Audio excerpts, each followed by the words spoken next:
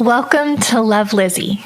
I'm your host, Teresa Sabatine, daughter of a philosopher and a psychologist who spent my childhood evenings nestled between psychology textbooks while my mother pursued her master's degree. Even before I understood what it meant, I became a light worker, deeply feeling and naturally attuned to the energy and emotions of others. When I was 22, my mother, Lizzy, a therapist, feminist, and community builder, was taken by breast cancer. Her absence created a darkness I carried until I realized I could transform that grief into light. And so, Love Lizzy was born. My offering to continue the legacy of the woman who taught me how to listen with my whole heart and provide a shelter for others in the storm. For over a decade now, I've had the privilege to guide CEOs, founders, and hundreds of women toward their authentic purpose, helping them build and grow businesses, get unstuck, harness their unique talents, and navigate life's uncertainties. On this podcast, our community brings questions about love, purpose, creativity, and grief. And I offer both comfort and practical tools, continuing my mother's legacy of holding space for those seeking wisdom on their journey. I'm so glad you are here. Let's dive in.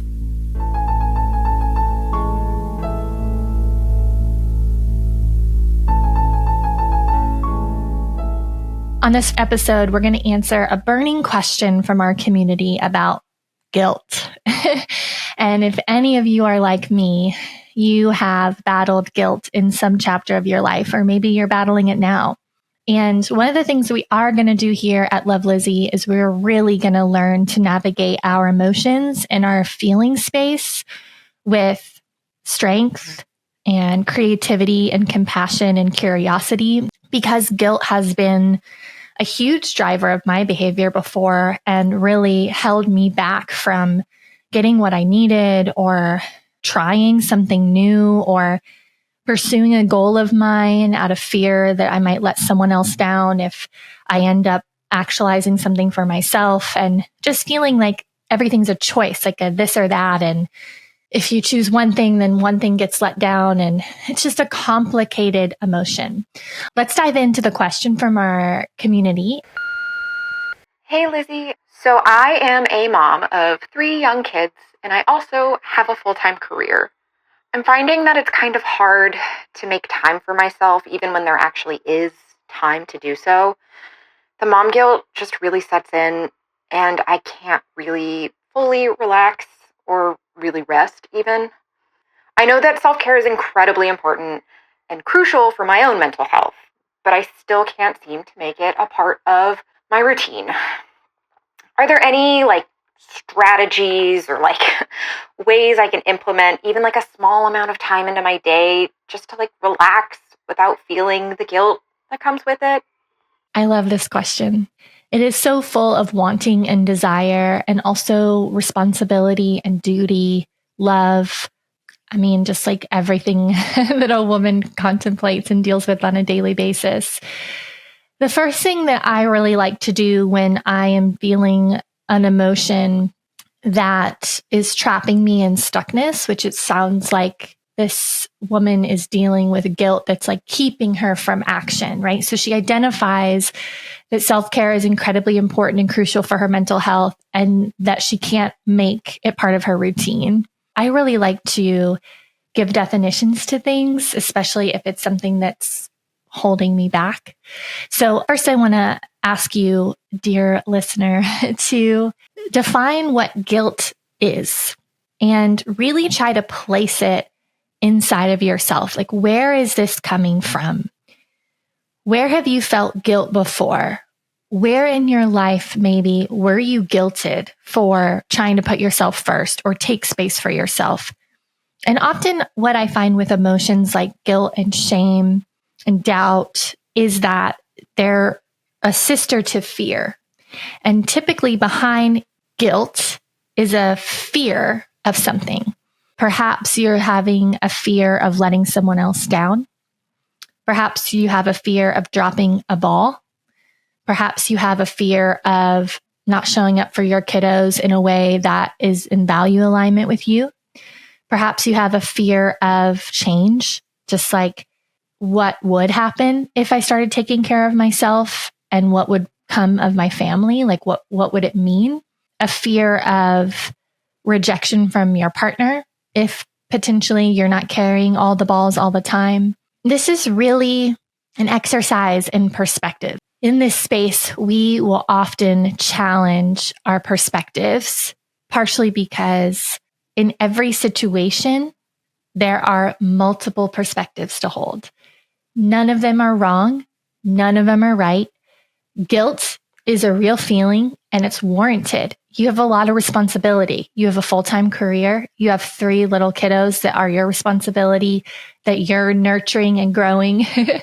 And you also have yourself and your neighbors and your community and your friends and your extended family. And that is a lot to consider when making decisions. So I can really understand why it's hard to find time for yourself in all that noise and responsibility and community. We're just going to play with perspectives. And whenever we play with perspectives, I find it really important to let your nervous system know that I'm not going to change anything right now. Okay.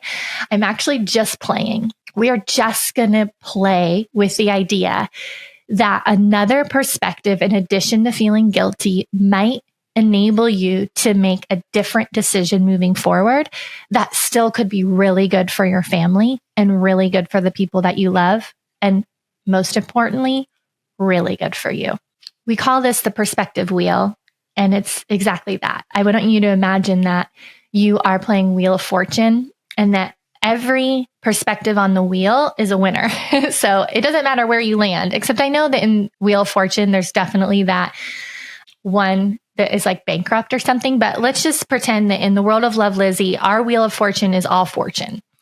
And you are going to just spin that thing around until you feel like you have a perspective that feels most fortunate for all. And there's a mantra that we'll play with moving down the line here of what's best for me is best for all.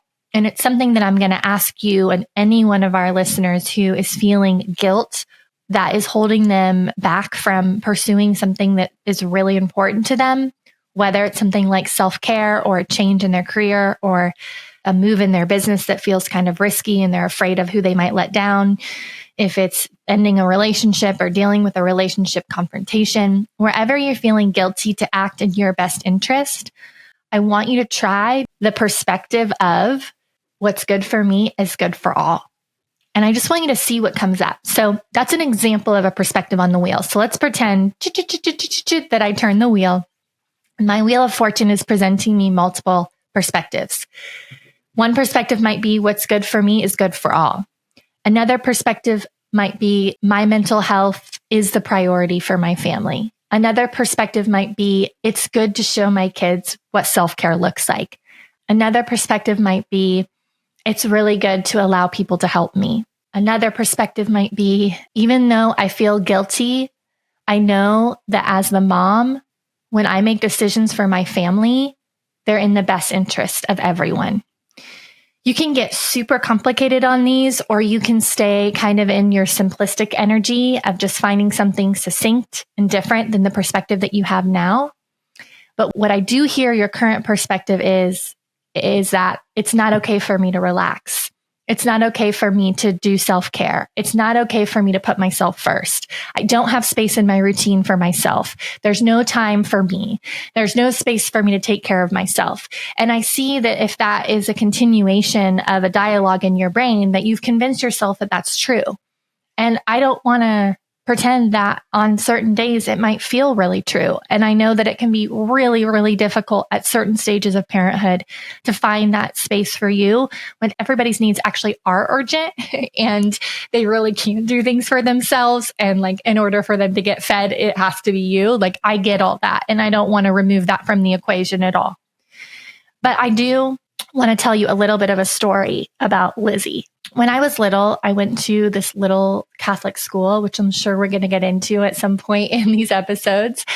And my mom was working at a college prep school. She was the therapist for these students that were living on campus away from their homes.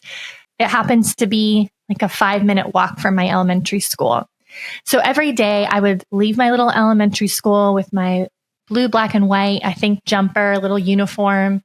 and my little backpack, and I would walk from my school to my mom's office, and I would sit in these little chairs, and depending on the day, there would be a grad student that was helping me with my homework or taking me on a walk, or, at that time there was like a Ben and Jerry's that was a little bit of a walk from where we were, and I got to go there.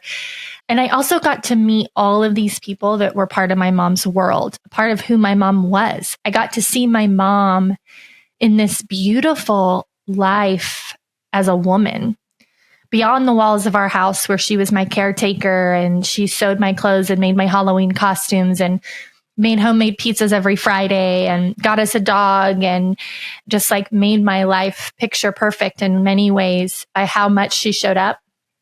But I also got to see her as a full-fledged woman with ideas and strength and creativity. And she was Liz. She wasn't mom.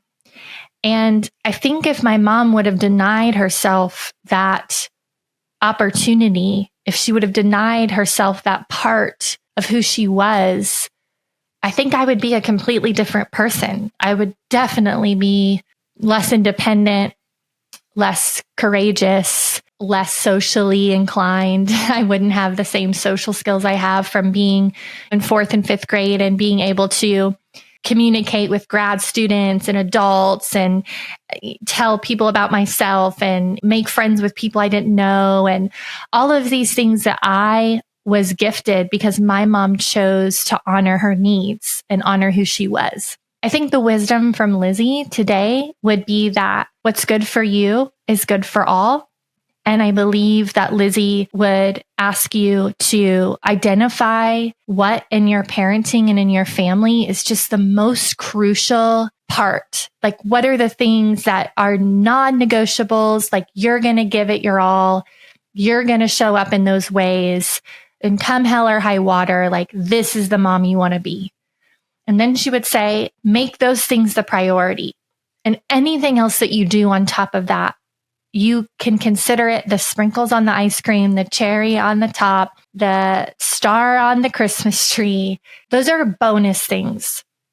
But I also want you to think about the things as a mama and a woman and a person and a human that you're doing in the world that open up perspective for your children, because they see you do it, or they see you honor yourself, or they see you put yourself first so that you're healthy and strong and peaceful and calm when you're around them. The moments that you do spend with them are so full and so vast and just magical because you're not stuck in your head because you didn't get time to process your stuff, and you're not tired in your body because you didn't get time to work on your bones and your muscles, and you're not stressed to the ends of the earth because you didn't have time to step back in solitude and strategize for yourself or your family, or you're not stunted and resentful because you didn't get to do that creative thing that was really important to who you are in the world. Really cherish the time that I did have with her when it was just me or her, and our little mom and daughter dates, or our family meals, or the time she picked me up from school, or the trips that we went on that were just me and her.